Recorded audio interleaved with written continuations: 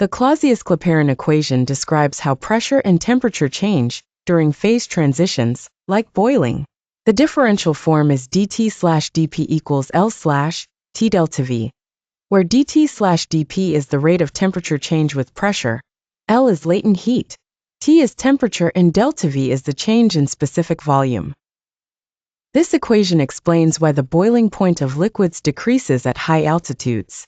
At sea level, atmospheric pressure is about 1 atm, and water boils at 100 degrees Celsius.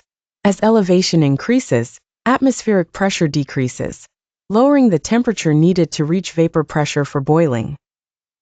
The integrated form of the Clausius-Clapeyron equation is ln P2/P1 equals delta H vap/R times 1/T2 1/T1.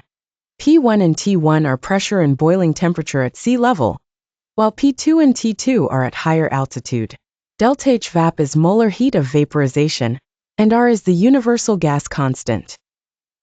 As P2 becomes smaller than P1, the logarithmic term becomes negative.